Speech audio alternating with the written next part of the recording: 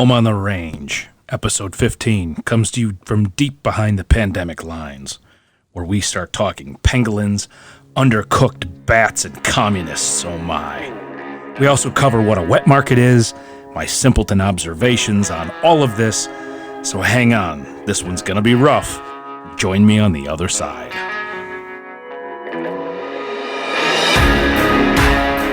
Welcome to Home on the Range, the official podcast of 1881 Ranch, bringing you the latest on the products, topics, and techniques for the shooting, hunting, and adventure lifestyles. Here is your host, tactical deployment of small arms expert and 1881 Ranch Director, Will Egbert Jr.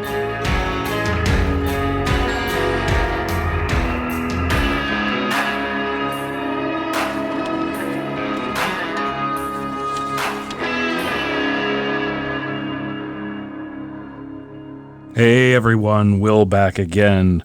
I've put this off for a while, but we've brought another episode to you, episode 15. This one, unfortunately, I am having to do by myself. We're in the middle of, well, hopefully we're at the end of the corona lockdown, unprecedented here in the United States. Outside of 1918, we're in a very strange position financially, economically, socially. So I've tried to put this off as long as I could. And I debated with this. So bear with me, guys. I debated whether or not to really do this because I didn't want it to seem like I was jumping on the corona bandwagon. I want nothing to do with it. But after the last February, March, January, actually, I started keeping tabs on this when we were exiting SHOT Show. So the better part of January. So let's call it February, March, April, May. So almost 4 months now.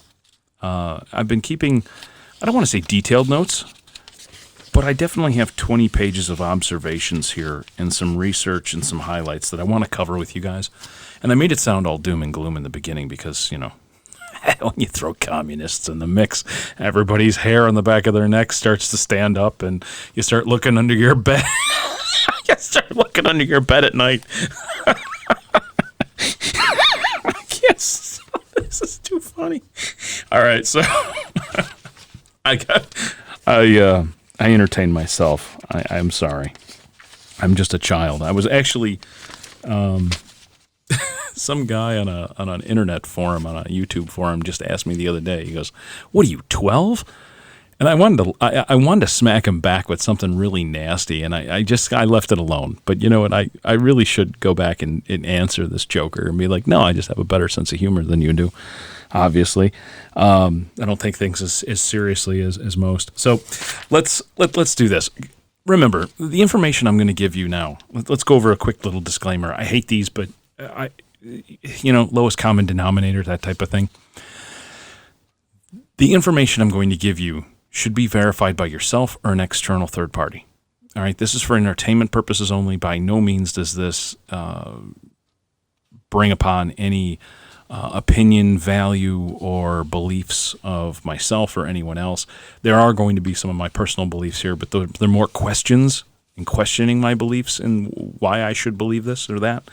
So please keep that in the back of your mind. And it's not about left. It's not about right. I don't care where you come from, what nationality or anything like that. So all of this stuff is just talked about openly and freely because we've got a Second Amendment and a First Amendment here in this country. And many people argue that our Second Amendment protects our First Amendment. And I think you're seeing that a little bit more and more and more around the country we're going to air with this here probably in the next day. So at the time of recording, this is April 20th, and I am of sound mind and body. I will not be committing hara-kiri anytime soon. So let's get started with this. Like I said, I've got over 20 pages of notes sitting here in front of me, and this is kind of difficult. I've never really read from notes before. I've got pretty atrocious handwriting, and over the last little bit, I've been feverishly scratching this out. So if I stutter or stammer or go back and look at this again or have to misspeak, just bear with me here. I should have probably taped this up, but I just don't have the stomach for it. I really don't. I had very good intentions, but let's go over just a few things, right? Coronavirus. There's many of them. Coronavirus has nothing to do with beer. Okay. Next month or next season, we're not going to have the Modelo virus. All right. I've heard some really strange beliefs of everybody, and they stopped drinking, Mexican beer because they thought it had coronavirus, and it's just weird crap, right? So what is it?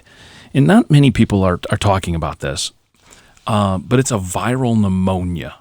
Okay. And what has really got everybody scared in the onset of this is not that the fact that, you got sick and you had trouble breathing and everything, is that your body's autoimmune system overreacts to this particular viral introduction into your lungs. And it produces a lot of bad things, right? So as it comes into your alveoli and your sacs, it's attacking the A sites and B sites, let's say, real quick. And I'm not a virologist, guys. I'm not a biologist or a doctor or anything like that. So I'm giving you like the 30,000 foot view of what I understand, just because I can't fill my mind with all of the details. I read the details, I watch the details, I take notes on it, I understand it from people, and then I kind of just I get rid of all of the nonsense in my head because I'm not going to be spending the rest of my life or career doing it. So I will have links in this podcast, in the podcast notes on our homepage. So wherever you're listening to this, please go back over to www.1881ranch.com. I think it's /podcast. Let me go back to this. And double check this, episode 15, and you can actually get the show notes right there. Let me see what this is real quick. Yep. www.1881ranch.com /home on the range podcast, all one word. All right. So you'll be able to get some show notes on that. And, I found a dead spot in my microphone. Isn't that cute? So let's kind of go over this. I put together an outline, and I don't think I'm going to stick with it. I really don't. I think I'm just going to read you my timeline and go over what a wet market is and be done with it. Get it off my chest so that I can sleep at night. Not that say this is keeping me up, but it's one of those projects. And when you get into this world of doing a lot of different things on social media and podcasting, you've got a lot of things rolling around in your noodle all the time. All right, so I'll just read you the outline I have here, and then we're going to skip past it, and we'll fill it in. And you can understand where this was going. This was written probably first week of March, and then I stopped with the outline thing altogether. We went through the intro, the background, the disclaimer. All right, panic and hysteria. All right, people always stop for death, right? I mean, you see that on the side of the highway. You see it on the TV. There's nothing nice on the news, right? All we talk about are how many dead, especially here around the Chicagoland area. How many dead this weekend in Chirac. What that does is that creates hysteria because a lot of people get a little nutty from it. And that leads us to the hysteria of crowds, right? That basically, I can sum it up to you this way, and you understand this, I'm sure. Somebody could yell fire, okay? And if they screamed it and they were believable enough and they started running, everybody else would start running and start screaming with them, which leads us to the panic feeding from each other. And if you've been watching the news, which I'm sure everybody has been, we've all got kids home from school, so we're watching updates in our state and our local news. You can notice that there's only a couple different broadcast channels or broadcasts that are actually talking about fact and then saying, hey, get rid of this. Stop talking about the doom and gloom because it's nonsense. But then again, the mainstream media is doing a very good job of controlling us with fear. And that's a wonderful way to, fear is one of those things that, you can really control somebody with. You can control a population with. Okay. The next point I had, number 4, was common sense is not so common anymore. It's becoming more and more evident as to why common sense isn't common. And we're going to hit a couple of those topics throughout my observations in the timeline here. It's simple things like washing your hand and some of the things that I've seen even in lockdown, like what people do. And I'm like scratching my head. Like, it's not a very difficult thing to understand. Clean hand, dirty hand, right? You can go. The basis of that principle is not even lost, in certain other religions. So, we go over supply, and the next point is supplies disappearing. These are all things that happen in a pandemic or an outbreak or social collapse and things like that. This is a roadmap that has been talked about, realized, and studied for the last few hundred years, at least. Probably 500 years. And now we've got social media in the mix. So the disinformation and the incomplete story being broadcast, which really feeds back to number 4, which is the panic and, hysteria and things like that. So going to the supplies disappearing. But we're going to get to that again towards the end. And when I say the last few parts of that section that we're going to cover this in, you're going to call me a liar. And I'm going to lay it all out for you guys. I'm going to put the links there. You can go watch the videos. You can do your research. You can read the reports. They're there. They're there for you to understand. And an educated mind is a smart mind, and a smart mind is an educated mind. That feeds back and forth. So, we're going to jump into what a wet market is. Let's get past this. What are the dangers of continuing this and crossing these with blah blah blah. Let's get out of this, right? Okay, here's some quick stats. Everybody should be familiar with the flu of 1918. Okay, it infected 1/3 of the world's population. It was 500 million at the time. Okay, the deaths have always been projected at 50 million, but I just saw a couple new specials. The new numbers are getting closer to 75 or 100 million dead, so that's going to change dramatically. But they're finding mass grave sites in the middle of forests in rural parts of America that they had no idea, because they just cleaned them out. They dug a bunch of holes.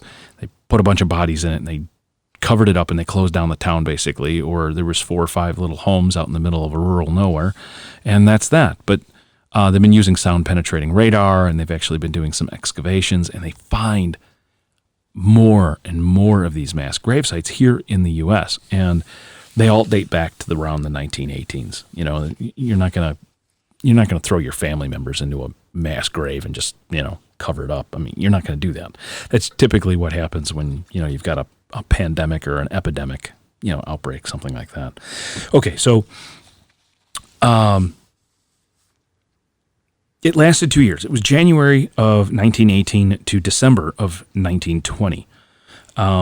So there you're back in that January phase again, and as I get through the notes on my observations of the timeline, you'll see that January thing come up again. What's my other thing here? We had no planes, people. Remember, this is 1918. There was no plane travel. You had to get on a boat, okay? And a piss-poor boat at that. But everybody was sick. Everybody was in quarantine, basically, for the month that it took to cross the ocean or come up this or come around that. So that brings us back down to the Oakland cruise ship where the 2,000 passengers sat in quarantine, that type of thing. So you've got your own quarantine, but you've also got your own festering breed. But when it comes in, there's a lot of people that are sick. So you see that. And, an airplane can get from, a third world country to the United States and back. I shouldn't say and back, but, come from any third world country to the United States in 12 hours. That's pretty amazing.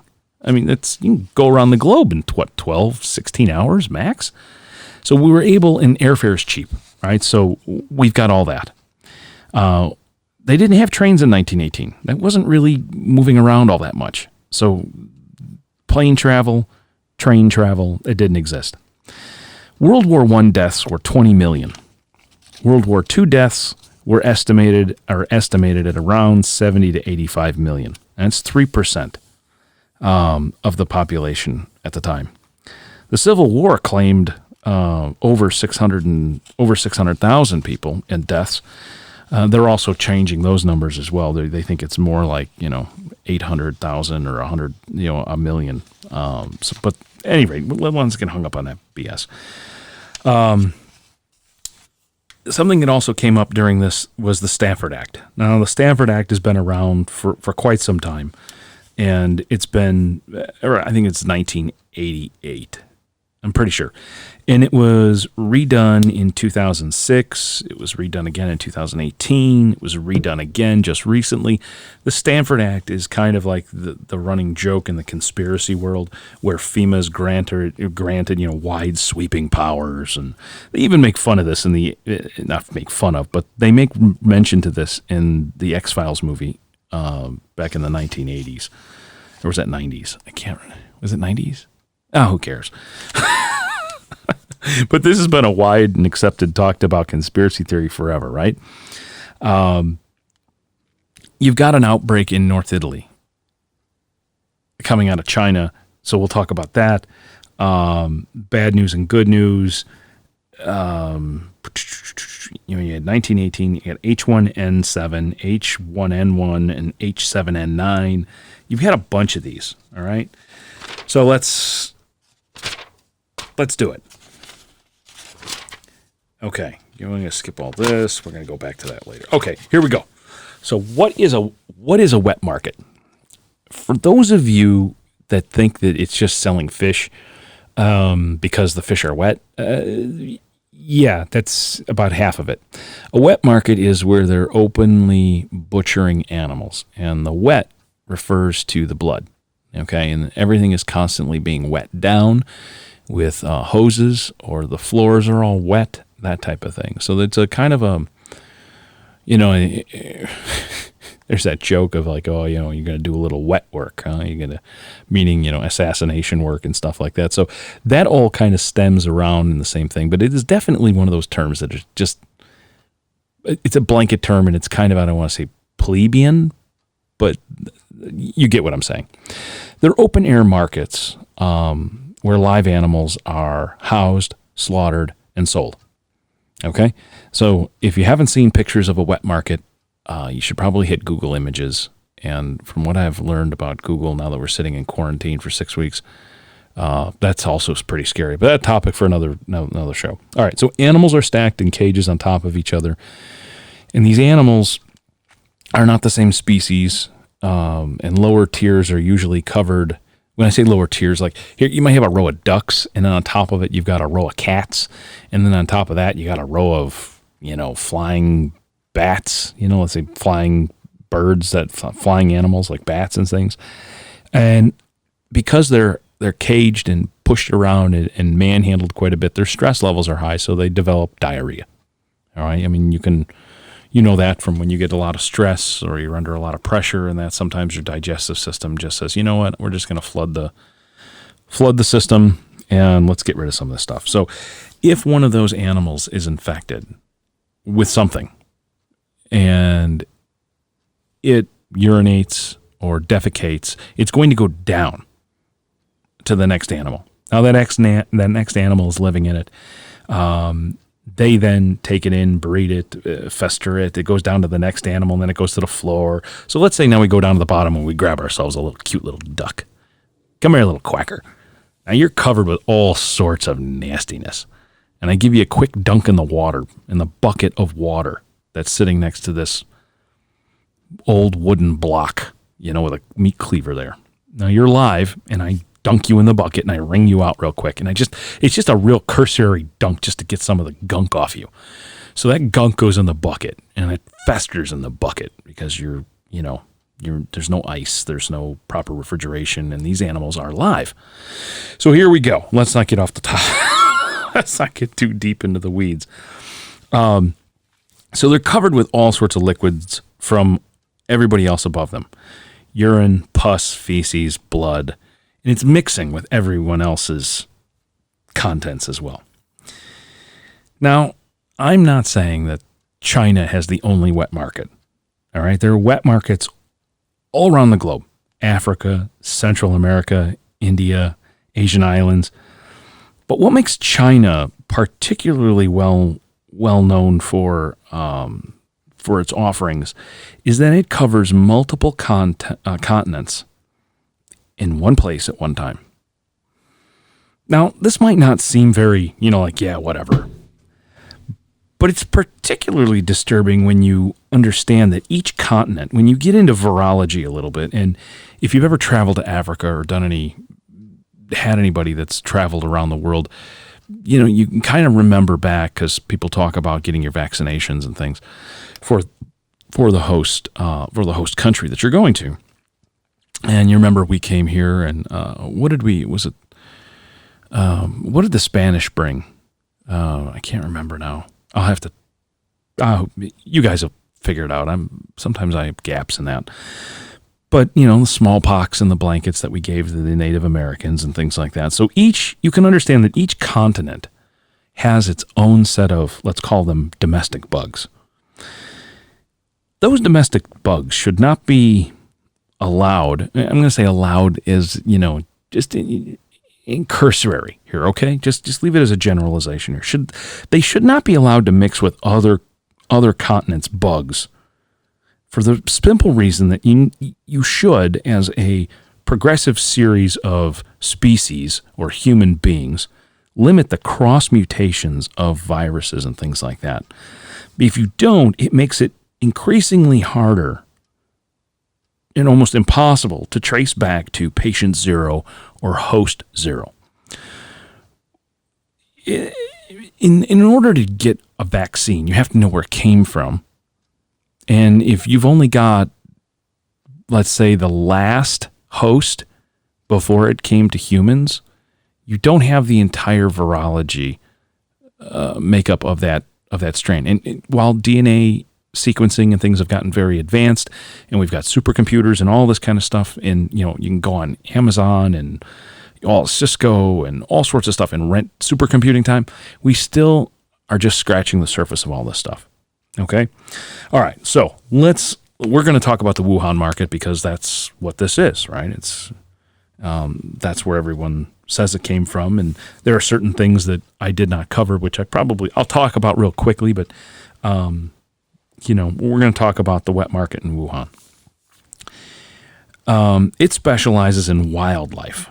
All right, so each wet market has got its own specialty, kind of like a grocery store, Whole Foods, Jewel or Albertsons, that type of thing. You don't go there for the organic, high-end, chia seeds. You go to Whole Foods for that, or whatever market you go. So same thing. So their wildlife is camel, dog, fox, lizard, rabbit, goat, pangolins, endangered animals as well. So imagine where those animals come from. The viruses that they hold in their bodies that are native to where they come from, which doesn't really do anything to them or the people around them, because everyone has had time to ingest these things over generations. They can jump from each other to other and then to humans, or let's just think about that bucket of water that the guy just dunked the duck in. Okay, that bucket then gets run off into the sewer system or on somebody's shoes, and they bring it home. I don't have to. All right, we're not going to do that. All right, so where this really gets insidious is that in the 1970s, most of America doesn't understand that China was in a deep famine, and the government-controlled food production of chicken, rice, beans, beef, that type of thing was failing. And they had millions and millions of people starving. Okay, 36 million people actually ended up dying in the 1970s from the famine in China. But yet there were still approximately 700 million still needed to be fed. Well, how do they do this? What do we do? How do we stop this?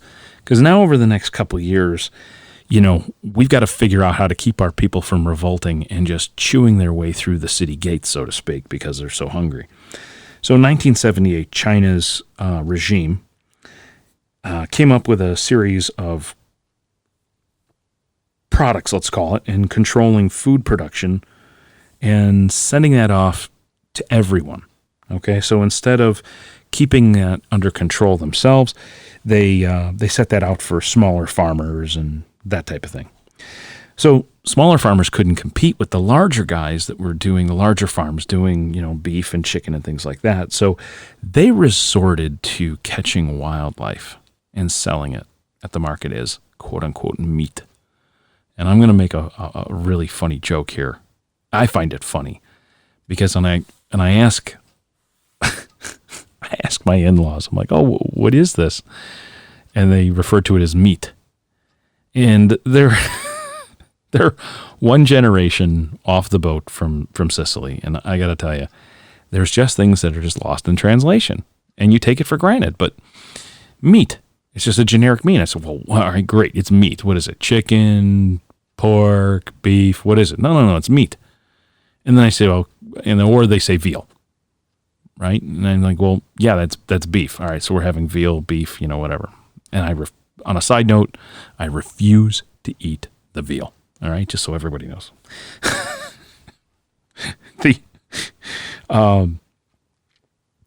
They call it meat, and they think that I said, well, do you know what veal is? And they have no idea what veal is. And I said, it's a baby cow.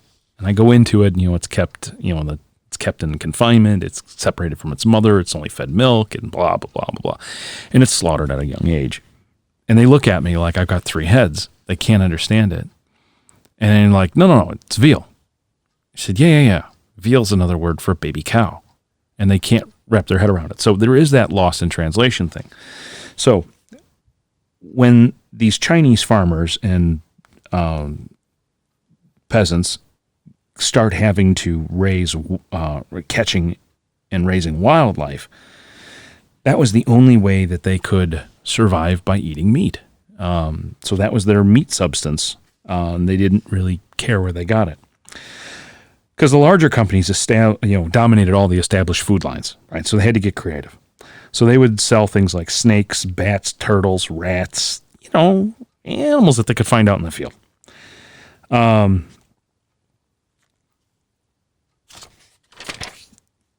Yeah, peasant farmer. Okay, that was that. They started that movement. And then the Chinese government latched onto the practice. And they understood that to keep the minds and hearts of its people, that they should do something to allow smaller individuals to be able to prosper and make some money and live. So this all gets kind of worked through all the way up till 1988 when China passes, and you gotta love their way. I mean, I don't know who came up with these devious things first, the Democrats or the Chinese, the namings of these laws and state, protections and stuff. All right, so get a load of this. 1988, China comes up and passes the Wildlife Protection Law. Basically what that did was that labeled all wildlife in China as a resource owned by the state. Now, I don't mean the state of, Bingmei province or any of that. No. When they mean the state, they mean the communist state. That means all of China. So if you're a rat walking down the street, you don't belong to the animal kingdom. I'm sorry. You belong to the state, and you are free game.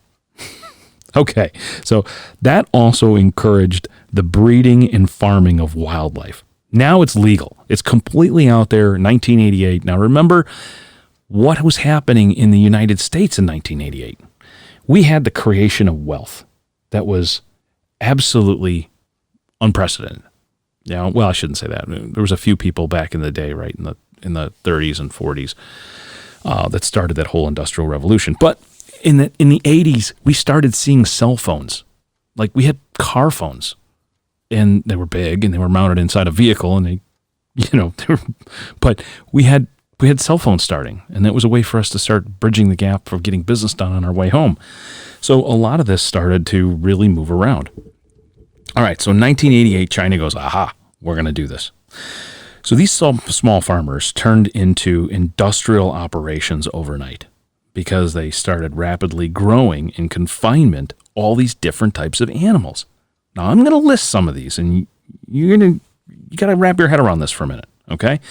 We're talking about possums, porcupines, tree rats, bats, frogs, crocodiles, bears, raccoons. Did I say turtles? Turtles, dogs, snakes, lizards, and other wide varieties of animals from the across the globe. All right.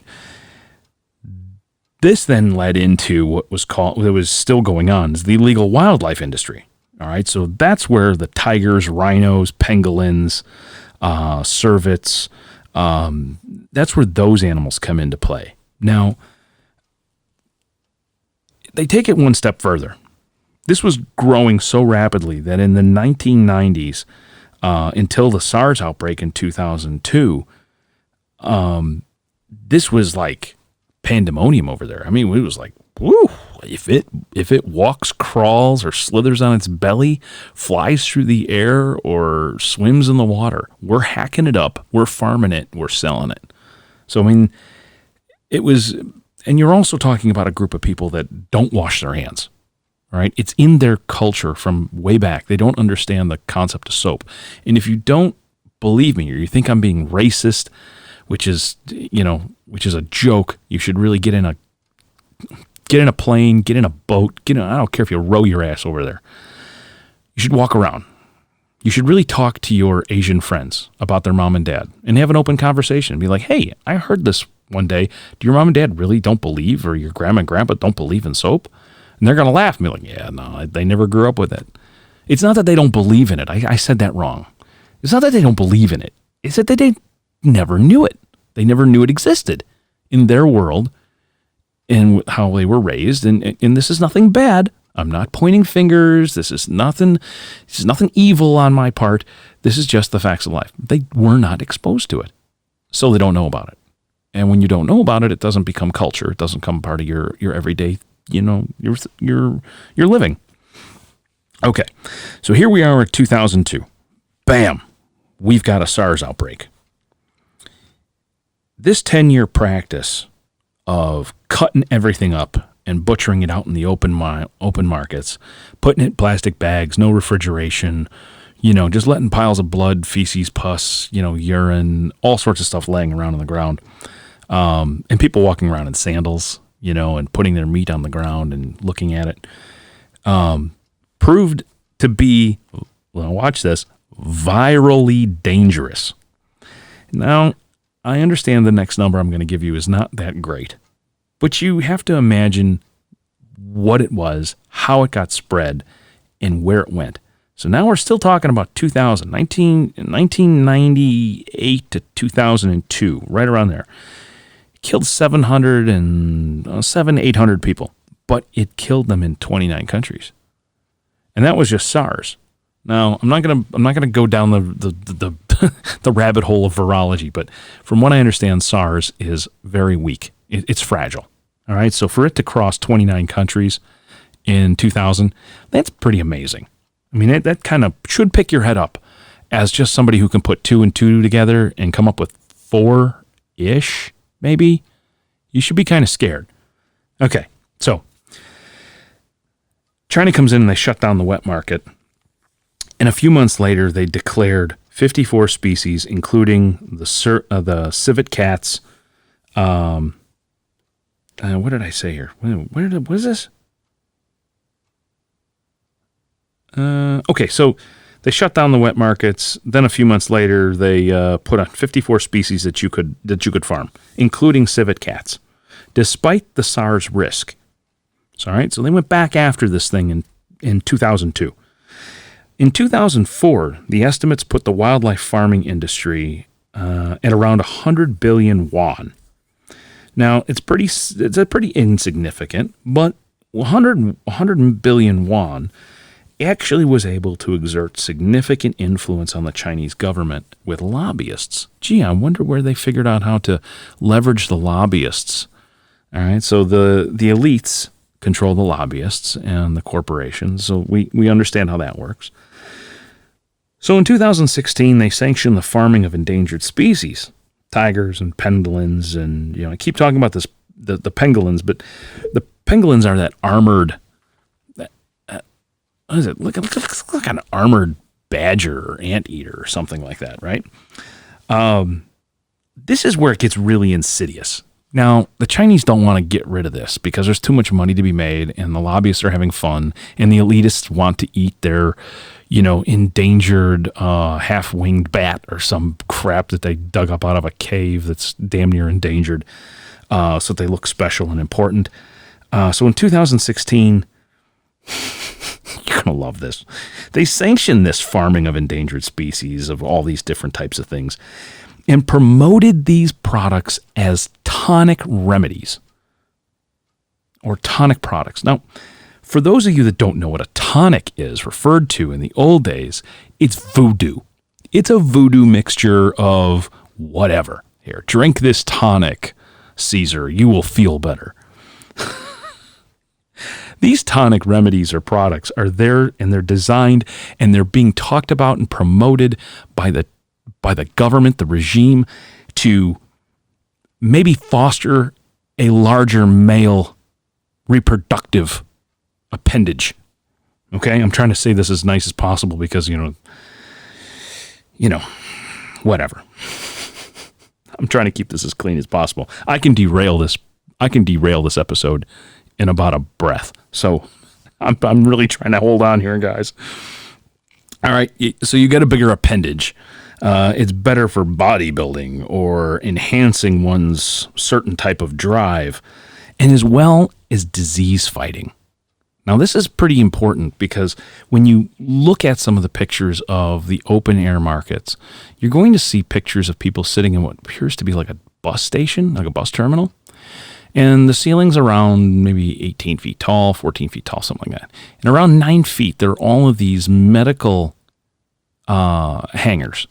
And on them are bags, or I shouldn't have bags. They don't have bags. They've got glass bottles, right? So if you can imagine glass bottles still being hung in a medical facility, and people have got masks on, and this is still going on, and it's been going on for the last 20 years. And you see them hooked up with these IVs in their arm, and they're sitting there with their bag of goodies, and their children are with them, and they're sitting in these chairs side by side, and they've got an IV in their arm, and there's a glass bottle of something. Now, they're not there just getting electrolytes. Oh my God, the shopping has worn me out to the point where I'm going to pass out. Oh, hook me up, baby. Give me a bag of lactated ringers.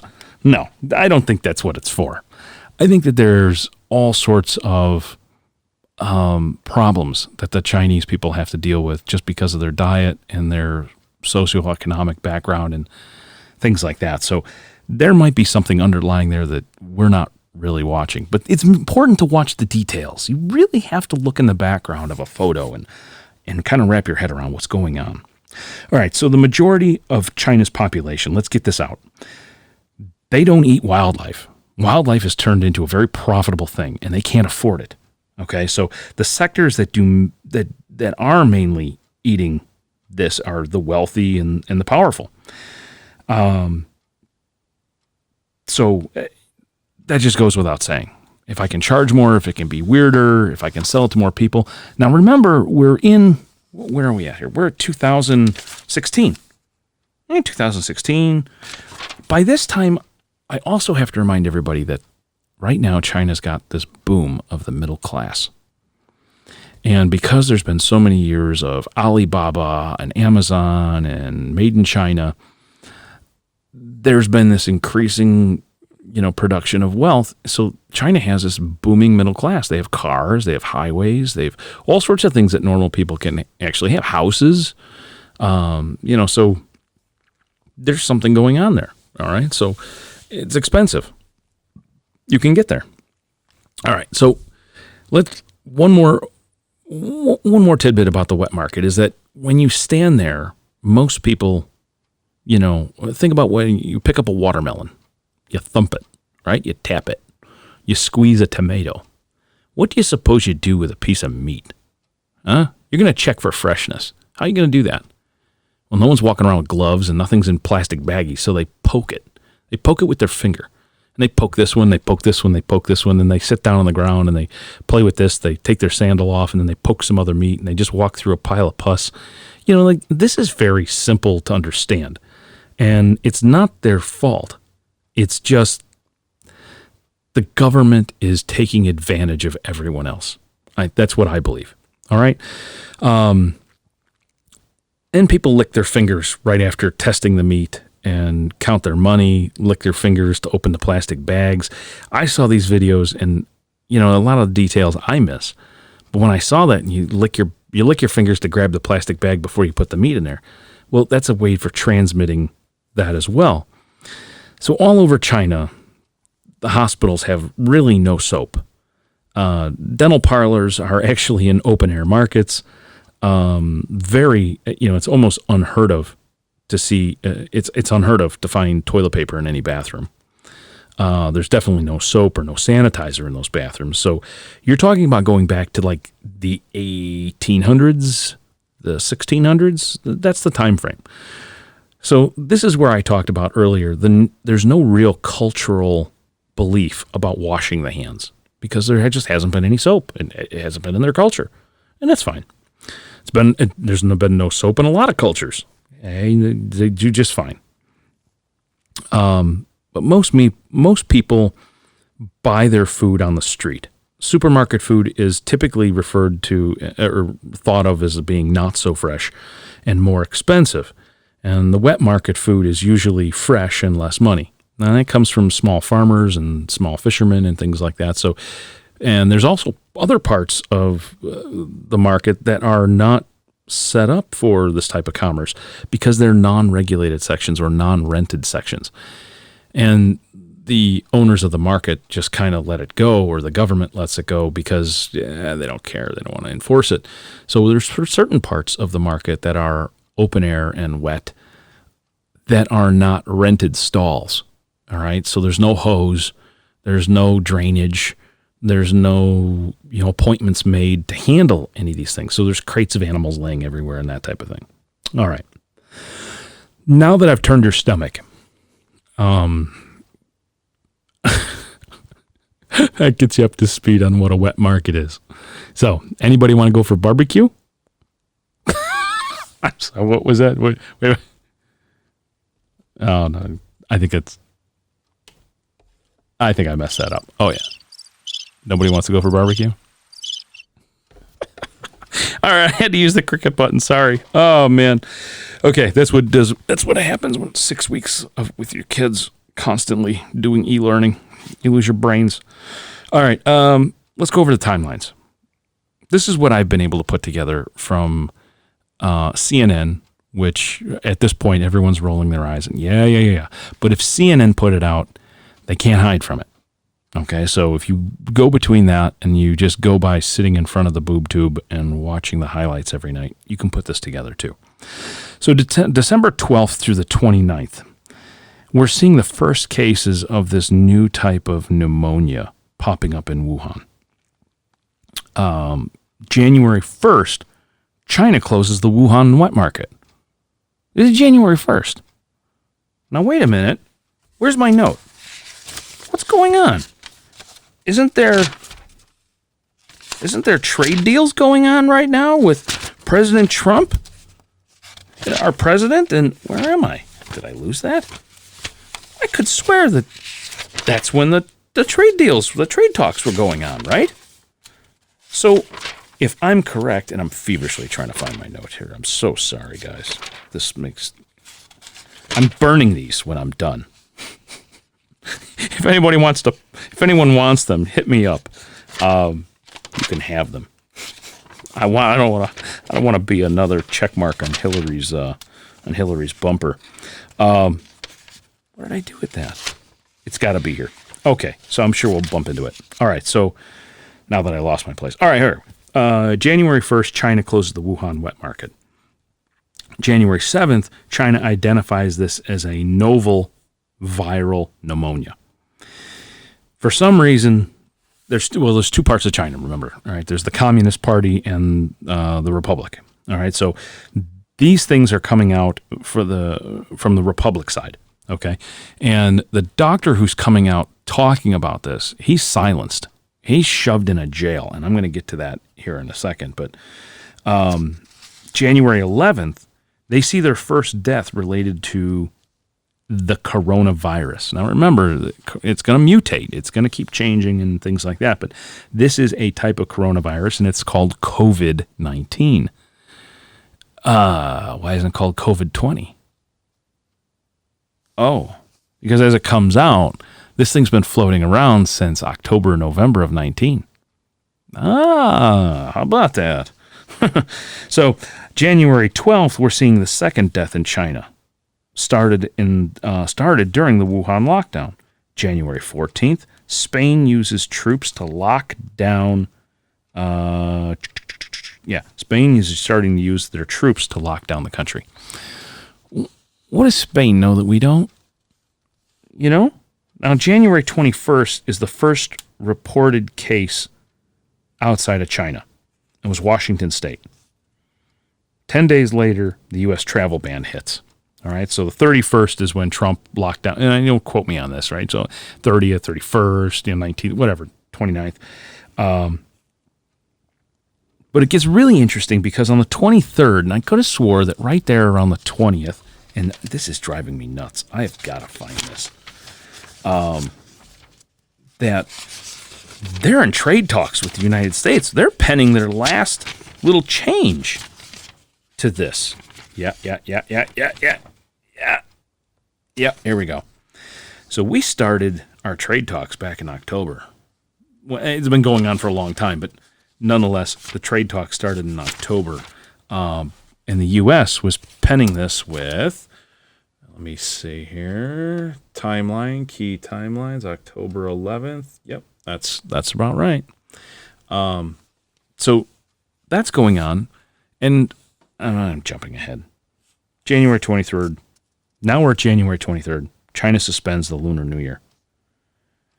And the WHO starts an official committee. Okay. So we've got the creation of the WHO committee on the coronavirus, or COVID-19. I don't think it's actually called COVID-19 at this point. All right. So January 26th, China suspends all tourism. Why'd they lock down the national monuments and everything? Why are they doing this? So January 29th, a special coronavirus task force is put together in D.C. by our president. On January 30th, we've got our first U.S. Now, we're going to get back to this, so just hold on tight. Because what we know now is not what we knew on January 30th, and this is where I'm piecing everything together, right? So this is an actual chronological timeline that I put together that I only took notes on what I saw. So I didn't have a crystal ball, and I wasn't going backwards. I didn't put this together now, 3 months ago. So January 30th sees its first, the U.S. sees its first person-to-person transfer. That's what they put together at that point. The 31st, the U.S. president starts border closing and travel bans. Pow, lock it down.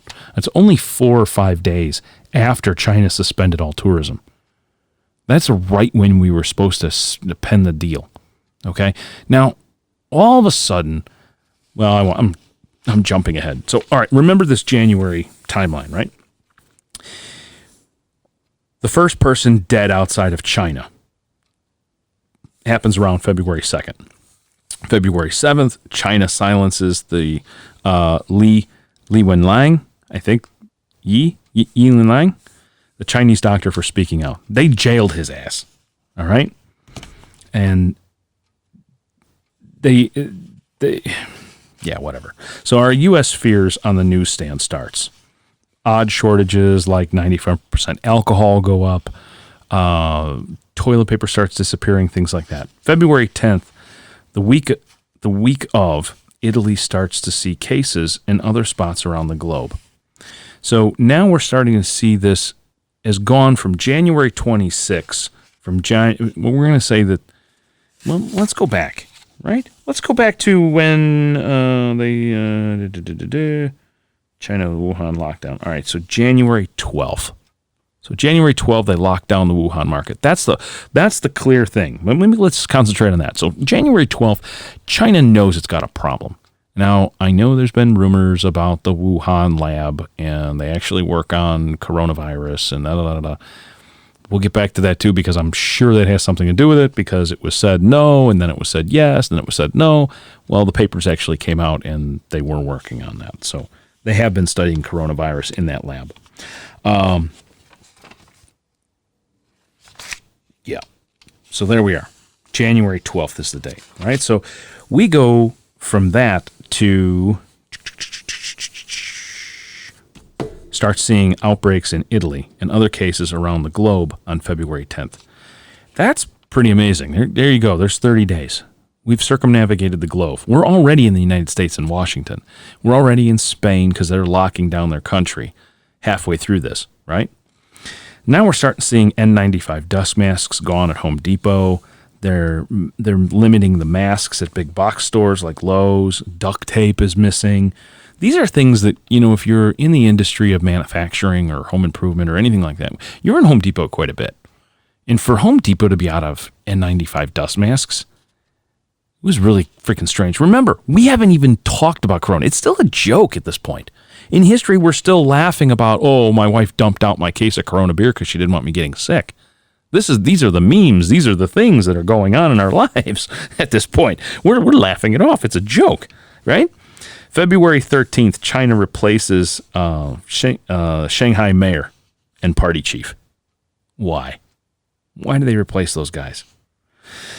February 15th, China's president, and you guys I can never remember this, is X-I, Z? Yi? I can't remember. I don't remember how to do that. All right, so the press release of the speech of January 7th showing Xi knew of the problem and he didn't say anything. All right, so that starts to leak out from the Chinese Republic officials. February 29th, we have our first death in the U.S. from corona. It's in Washington. March 1st, this is where it gets really weird. Now, you got to kind of watch this stuff, and I'm sure I'm reading too much into this, but we got a Russian oil scare with barrel costs lowering daily, and like instantaneously between the Russians and the Saudis, triggering a market crisis. Now, the market crisis the first crisis hit in our stock market because of the oil crisis, the oil embargoes, not the oil embargoes, the deficits and things like that going between Russia and the fighting between Russia and the Saudis about how much oil is around and what they want for cost and things like that. Right then and there, March 1st, Florida State declares this a public health emergency. They see the writing on the wall and they jump on it. March 3rd, the U.S. Fed slashes rates by another 0.5%. Now, a half of a percent, so it's 0.5%, which also signals, that rate cut also signals, instability in the market. So then guess what? We haven't been to this spot since 2008. And everybody remembers 2008, the housing market, right? 6, 7, 8. It was horrible. This is now all due to Corona, right? March 9th, Conte announces that the whole entire country of Italy is on lockdown. Pasta sales skyrocket instantaneously. March 11th, the WHO declares the novel coronavirus an official pandemic. Okay, now, 30 days after our February date and 60 days after China knows that they've got a problem, right? So 60 days later, cat's out of the bag, and we're going to get back to this. Remember this, March 11th, the WHO declares the novel coronavirus as an official pandemic. President restricts our travel to Europe. These are some personal things. I went grocery shopping that day, and there was no toilet paper. There's no toilet paper. Like, I know everyone was like grabbing up toilet paper everywhere, but we're talking about some really, really weird things. And when they saw my cart, and I was stocking up my groceries for my kids and everything, everyone asked me, I'm like, "Oh my God, are you stocking up? Are you ready for the collapse?" Kind of weird, right? So that goes back to my original thing about the person yelling fire. If they're convincing enough, everyone else is going to believe them. When they believe them, they're going to start running and screaming fire. And that only leads to the hysteria of crowds. So there you go. That was just proven to you. And then we're only at March 13th. March 13th, Illinois and a bunch of other states closed their schools and set to reopen date around April 6th. Well, now we know that kids are going to be home for 3 weeks. They've got to feed them. So the grocery stores are now, are really under pressure. March 14th, Disney closes California and Florida. March 15th, Illinois declares its shutdown of dining establishments and bars, only pickup and delivery. At this point, March 15th, the NICS system, for doing background checks on firearms applicants, reports a 300% increase in background checks. Ammo is gone off the shelves, and guns are extremely limited. Now, the warehouses are gone. At this point, gun manufacturers are starting to put the coal in the fire. Here we go. We're starting production again. March 16th, Seattle issues a shelter-in-place. Law enforcement, it's being enforced by law enforcement. U.S. issues a statement, 15 days to slow the spread. That was just kind of BS here. March 17th, the first human vaccine testing is started. Philadelphia suspends nonviolent offenses with criminal arrests.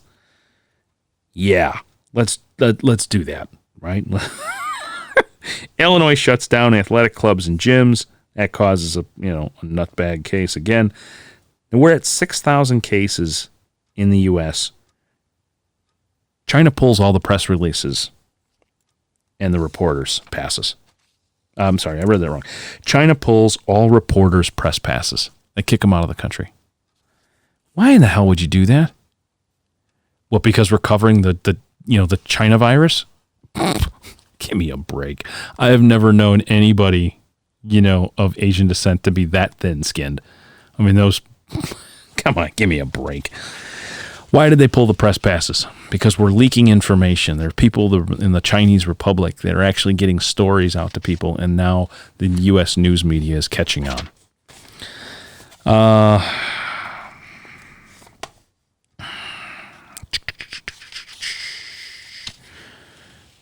This is just a little breakdown here. In 2009, or H1N1 influenza. Yeah. All right, so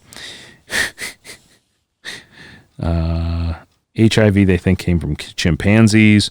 Influenzas come from chickens and pigs. Ebola, bats, likely. They still don't know. COVID, bats, pangolin, humans, we don't know. So, all right, so those are just some of my personal notes. I just threw that in there. March 18th, worldwide cases top 200,000, and deaths past 8,000. Stock markets hit circuit breakers. If you don't know what a circuit breaker is, that means it's falling too fast. It's got too much volume. So they put in what's called a trading curb, and they call them circuit breakers. But that's what they are. They suspend trading, and that was going on all day that day. So March 18th. Some people are already calling for the depression to be imminent. Here we go to that hysteria, and people love death and doom. The stock market is basically pulled back to zero from all of the gains from Trump for the last 4 years. Okay, so that's all gone. We've gone back to zero now in the stock market. Basically, we've got no more progress. But remember, we're keep racking up a deficit, and our debt is just going out of control.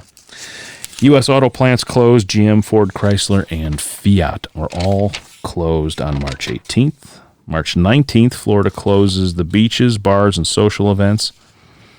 Italy looks like the curve is flattening.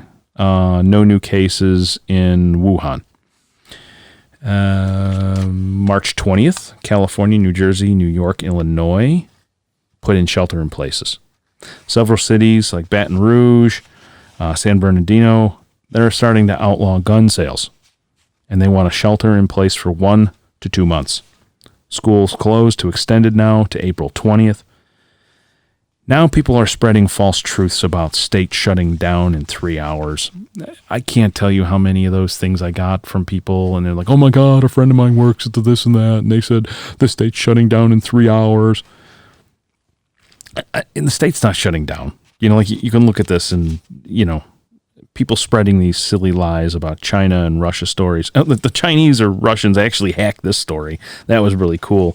About the government shipping Humvees and FEMA shutting down the country. See, they know all these things too, guys.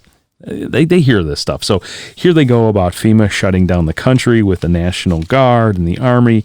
Emails and texts coming from people that say, I have a friend inside the government. And people love being the one like, oh, I got this news first, and oh, I'm going to spread this, and oh, I'm going to send it to all my people so that I look like I'm really informed and I'm very special. Well, all that did was just take a piece of false news or fake news and throw it around the world. So that really sucked. I looked at it and said, there's just no way. We haven't gotten there yet. There's not enough dead people. There's not enough, projectile vomiting of blood. People's eyeballs aren't liquefying. Come on. We're not there yet. Okay, so that's not. Plus, we got to suspend posse comitatus in order to march the military on its own people. So that's not happening. Now they're trying to test an anti-malaria drug on the 22nd of March. This is really cool, guys. There's going to be no investigation about this, and it gone the way of the dodo, just like the Hillary things with Biden and his son and Russia. And the secrets traded, the nuclear secrets. On March 22nd, U.S. senators were caught selling stocks in response to pre-meetings. 1 person per hour death rate in New York City. That's where we're at. So that's what I took away from that. They got caught with their hand in the cookie jar. I read 2 pieces there. I'm sorry. You come out of a meeting and this is going to impact the stock market for a long time. And what do? Insider trading. Insider trading. Yet they're out there, I've got special rules. I've got special laws that protect me because I'm not held to any of them as a U.S. senator. I think that's appalling. All right, so in New York City at this point on March 22nd, we're dying at about 1 per hour. Spain increases by 5,000 in 24 hours.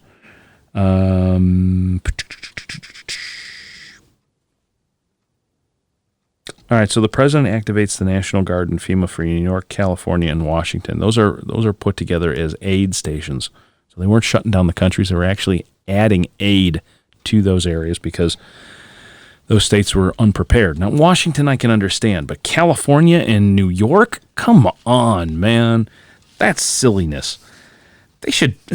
What do they spend their money on? What do they spend their nights doing? Just, come on. You've got 2 of the largest economies on each coast. 1 on each coast, and you're not prepared for anything like this? I don't get it. Where are your stores? Where are your protective equipment? Where's all that stuff that came out of the Homeland Security bills? Where did all that money go? Let's not talk about that anymore. All right, so March 23rd, New York and California are climbing hourly. They don't want to have the shutdown.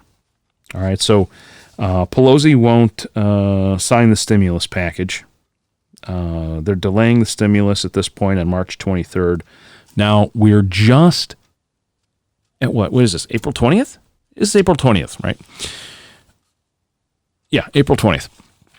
Ooh, that's a month, okay, since she started that BS. And we're still in the same spot because the money's all gone because she stalled enough where, well, this is my input now, okay? This is my paranoia, 2 + 2 = 6. She let everybody pile into that, put all their paperwork into the bank, because if people don't understand, the money comes through, the Fed, through the SBA as just as a portal, and it goes to a bank. All right, so the banks are running this. And they put in all these applications, the money's spent, and everyone else goes there piling. By the time all of the information is put out, how you can apply and who you are and everything, that money's gone. Poof, it's gone. Somebody's got it, and that's what I think. But, okay, whatever. March 24th, Pelosi's bill is read and is packed full of non-corona fighting measures. Turns out when bipartisan leaders sought to put together a bill, Pelosi took a vacation. So she was on vacation while everyone's been working on this, right? Returning after Trump's bill was finished and magically had a House bill on Monday, which she presented after blocking the president's bill 2 times. So she's been doing this in the background, right? This is our government working against each other, burning the little people, burning us in the middle and in the interim. Now, I don't really want to go there too much. This is going to get me all. But you're talking about things like when the New York Times, the Huffington Post, Bloomberg, and CNBC all call it and reporting it as Pelosi's pork, they're even fed up with it. Her own people are even fed up with it. This is what I'm seeing. Gun stores are closing early. They've got huge police. They're hiring police at the entrances to turn people away at closing because they're so behind on the paperwork. Because if you don't understand what, I'm sure if you're listening to this podcast, you must learn. You must know a little bit about it. But you don't walk into a gun store and you walk out with a gun. And you can if your background check goes through and you've got a concealed carry license and all of this stuff, but you've already gone through multiple layers of background checks and things like that, right? So if you're going in and just buying a gun, you got to fill out paperwork and you got a waiting period and the whole 9 yards. So anti-gunners, you see this on the 2A websites and the stuff. Anti-gunners are trying to buy guns because now they're fearful for their life. Oh, now all of a sudden guns are there to protect your life.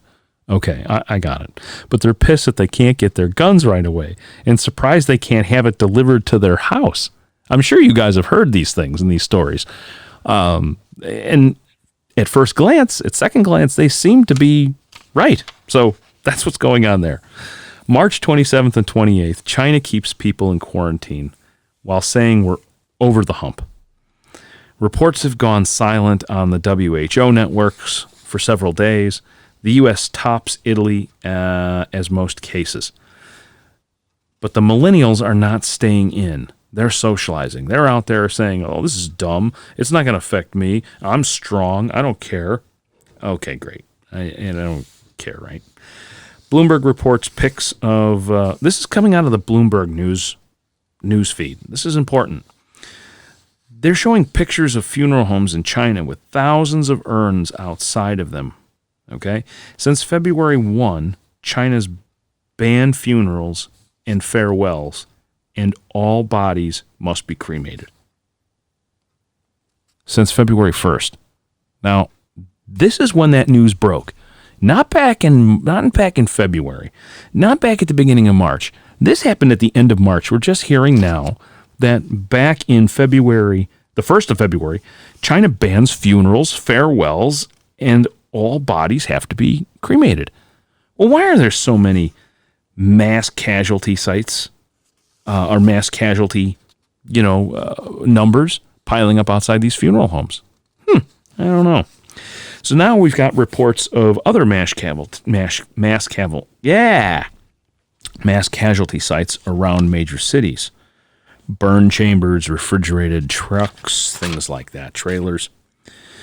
New Jersey closes its gun stores on the 30th or 31st. The pandemic virtual work conferencing starts. It's not working. Students not signing in for e-learning. Blah, blah, blah, right? We all know that. We've been in it. We've been handling with this with our kids. Studies now show that corona is airborne for at least 3 hours. It's viable in the air as a particle for 3 hours. And it can be affected any mucous membrane, your mouth, your nose, or your eyeballs. At this point, we also have a 10% increase in New York in one day. 67,000 total, 300 new deaths. It's pretty impressive, guys. We've gone from February to March, and now we're starting to see really huge increases in numbers pretty damn fast. We've stabilized... Well, I won't get there. All right.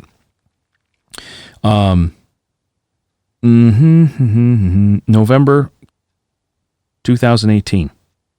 I'm backing up because this is when it just came out. So March 31st or March 30th or 31st, news comes out that back in November of 2018, okay, 2018, not 19, 18, U.S. Customs stopped a Chinese biologist with 3 vials of MERS and SARS in his personal freaking luggage. The FBI cited 2 other sightings and reported a part of an alarming pattern.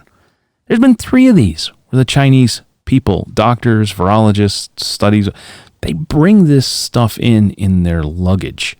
Like, oh yeah, I'm just going to throw it in my luggage and yeah, if it breaks, whatever. There are rules about this. They all know it. They work in labs. They all know what protocols and patterning is. And this was released 2 months prior to the WHO learning of the corona in Wuhan. Now, this gets a little weird, right? So that was released 2 months prior to, January. It was buried, basically. You couldn't find it until it started to surface with a little bit of traffic. These reports of travelers and undocumented bioweapons were of Chinese nationals. Okay, so Chinese biosafety in 2003 brought us the SARS outbreak and was followed by several incidents of infections and, lab accidents. So you got to keep your eye on the ball here. It's kind of hard because our worlds are filled with such minutia most of the time that we can't remember most of this stuff. Been a long-standing suspicion of Chinese involvement in the biological sciences. Of course, they're doing that type of thing. We're going to get back to this. This will bloom again here in another 20 days in our timeline. We're at an hour. I'm going to break this up, guys. All right, we're going to bring it up to March 31st, and then I'm going to stop. That's it. Okay, we'll do this in part 2. And I got suspense. It gets really juicy towards, but I'm going to do it again in another segment. All right, so I've got to stop this and move on with my life tonight. This is going nuts. All right, so they're hand-carrying bioweapons on airplanes, and they're getting caught, right? At this point, in March 31st, Germany wants to start issuing testing kits for antibodies. And if your test is positive for the antibodies, then you can have a certificate of immunity and allowed to resume normal life. Does this sound like anything like, East and West Germany? Here we go back to communism, Papers, please. Where are your papers? Let me see your papers. No papers? Put him down. Yeah, that sounds really great to me. March 31st, J.B. Pritzker. If you guys don't know who J.B. Pritzker is, boy, oh boy, are you in for a fun one at that. Why don't you go look this turd up? His whole family is just... I can't make that kind of stuff up. You can't. He's got a brother that's so right-wing, it's disgusting. Well, I shouldn't say disgusting. It's so far inconceivable that he's got a brother that's so far right. And he's so far left. And then there's another one in the middle that has no idea which way to go. I mean, and I'm not being funny about that. So, but it's so strange. It really is. All right. So JB is extending the stay home until April 30th. Okay. New York says, good thing that they were the first to lock down. All right. New York actually comes out and says at this point they were just barely locking down, right? So they were just barely locking down. What was that? Was that last China, New York? Come on, where was that? I just said it. So that's how that runs. So March 31st, New York gets on the horn and says, good thing we were the first to close down. They were the last major city to close down, yet New York set up the hospitals in Central Park, scaring the crap out of everybody. And what else did they get? They've got battleships in their ports. The Army, the Navy are coming, and just all that bullshit again. So I'm gonna branch it off. I'm gonna break it off there, and I'm gonna do part 2 so that you can. I'm already an hour and 15 minutes. All right. So that being said, guys, I could really use all of your help. If you go down and hit the subscribe button on the podcast and whatever platform you're using it on or listening to it on, that would really help. Also, if I could get you guys just to spend 2 or 3 minutes, just rate the podcast. Leave a quick comment. What do you think of the diversity? Give us some hints, some topics, something, some interaction. that could really help our ranking and help our algorithms. So, stay tuned for part 2. I'm going to record that later tonight and then send it out back to back so you guys can piecemeal this stuff together. But I hope this has brought a little bit of clarity to you all the way up to April 1st. And the next one should be pretty simple because not much goes on that you guys haven't already been aware of. But putting this in hindsight. So thanks again. I will talk to you guys soon. Let me know if you have any questions. Thanks again, everyone, for tuning in to another installment of Home on the Range. Remember, if you enjoyed this episode, make sure to like us on Facebook and follow us on Instagram and Twitter. Till next time, stay wild and true to your heart.